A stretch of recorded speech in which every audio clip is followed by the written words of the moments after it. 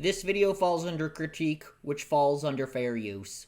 Footage used in this video is not owned by me. All clips and music belong to their respective copyright owners. This video is purely made for entertainment and mild educational purposes. If you are a fan of any shows or movies seen on this video, please consider supporting them by watching through legal means. I am not profiting on any of the footage shown. If I owned the rights to any of this, I would be far away from here. What can be said about Nickelodeon? It's a company that helped shape many of us with memorable shows through our childhood back in the day. Now, it's going on a downward spiral with crappy sitcoms, a bad habit of canceling shows before they even have a chance to be successful, and are pretty much being kept on life support through Loud House and SpongeBob. But Nickelodeon does indeed house some of the greatest children's entertainment in television history, and since I've seen so many Nicktoons, I think it's time that I rank my personal favorites. Anyways, let's begin.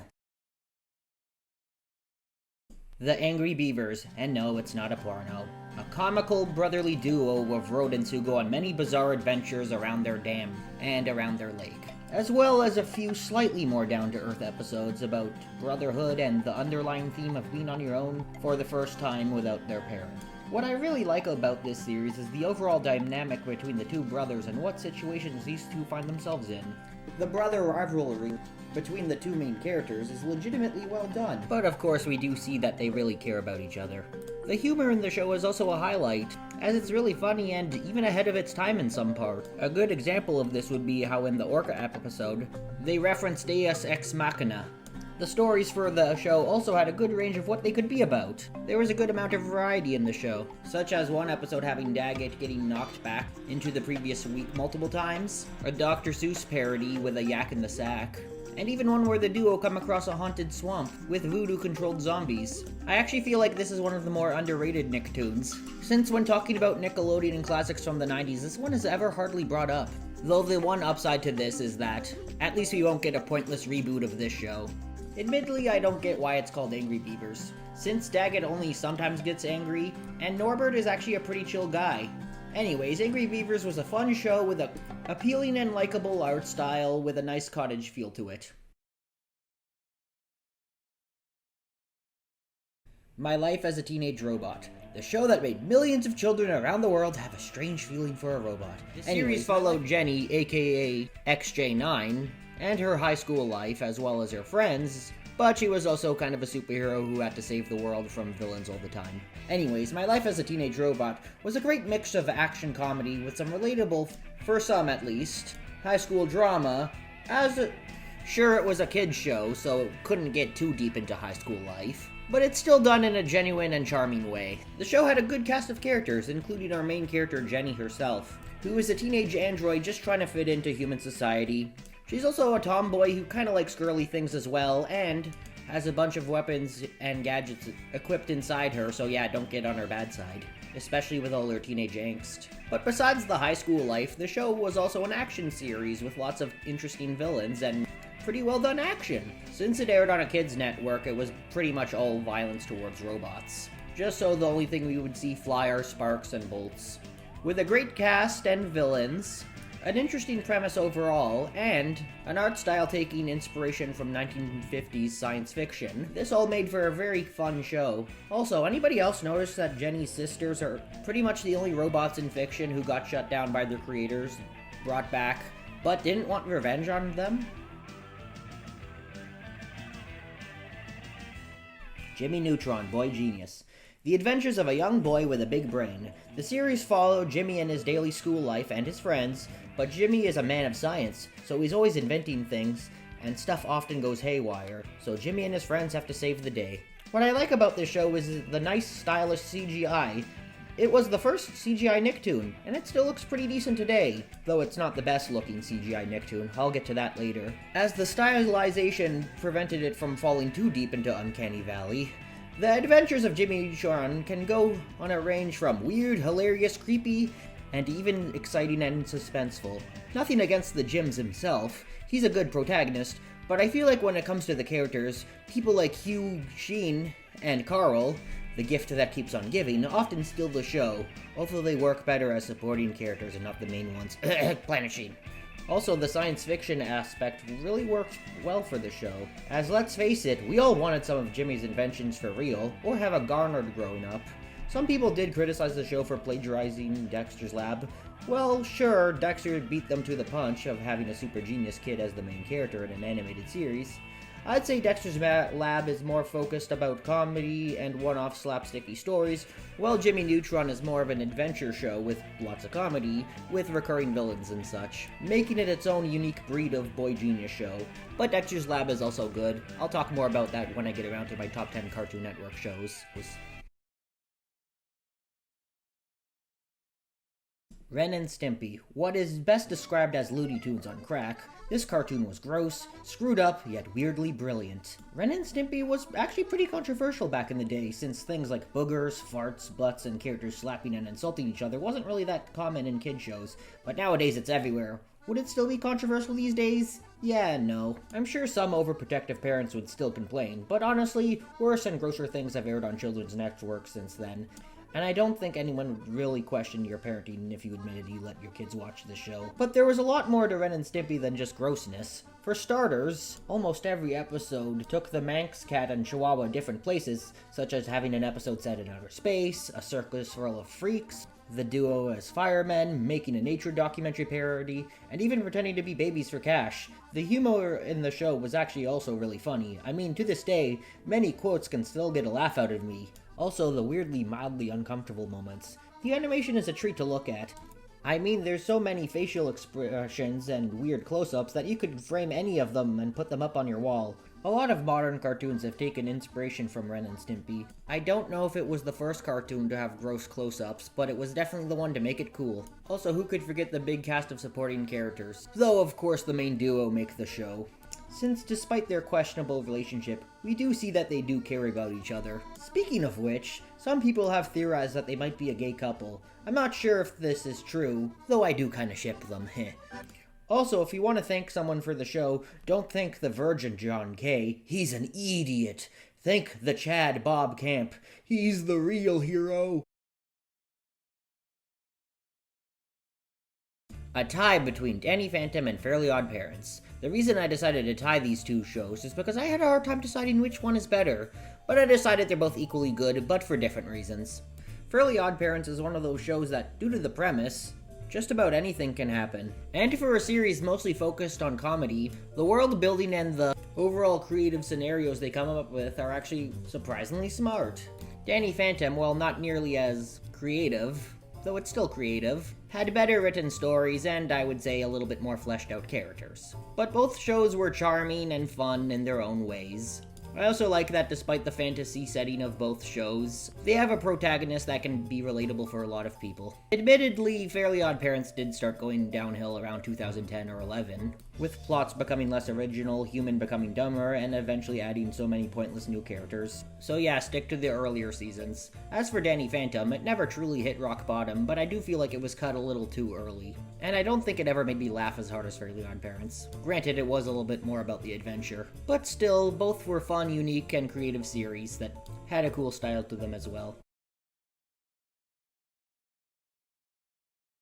Hey Arnold, one of the more down-to-earth Nicktoons. Hey Arnold follows, well, a kid named Arnold and his life in the city that kinda resembles New York. This series, while definitely has funny moments and is mostly lighthearted, the show did tackle some heavier themes like difficult family life, animal abuse, betrayal, distrust, and loneliness. Being a slice-of-life show, the show's stories usually are more down-to-earth, minus the Halloween episodes that got a little bit more out there and creepy. Though the episodes are indeed engaging and often kind of thought-provoking, the setting is nice and has that big city atmosphere, and the show just feels real. Though what does make Hey Arnold work enough to make it this high on the list is its characters. Case in point, the bully character, Helga, is actually surprisingly layered, since most bully characters are kind of one-dimensional. Also, the grandparents are some of the best characters in the show. Another thing about the characters is that many one-off characters become fan favorites. The Pigeon Man is a good example of this. One episode and he's still remembered for his one legit emotional episode. But I do have to stress, the show is funny. Like, where else can you see someone give Hitler a wedgie on television? Teenage Mutant Ninja Turtles. Cowabunga, dudes! This series is probably one of the few reboots that I actually like, with its varied and large cast of villains, engaging storylines with some twists and turns, a nice mix of comedy of the original series and darker themes of the live-action movies in 2003 show. Speaking of which, this show takes influence from nearly every incarnation of the TMNT, with new takes on villains and storylines and heavily inspired from the comics and previous series. So if you're a fan of any of the predecessors to the show, you'll find something to appreciate. The Turtles are still similar in personality to the previous shows, but are still great characters nonetheless. And I'd probably say Mikey is my favorite turtle, but the character that got the biggest upgrade is Splinter, to the point where he's the most interesting and well-developed version of Splinter ever. Also, remember when I said Jimmy Neutron isn't the best-looking CGI Nicktoon? This one is. The show is nicely stylized, and I like how the series will go out there and over the top with its facial expressions, sometimes incorporating 2D animation in their eyes and such. Also, with the backgrounds in space, New York City, and the villain's lair, this is a very cool looking show. What can I say but turtle power?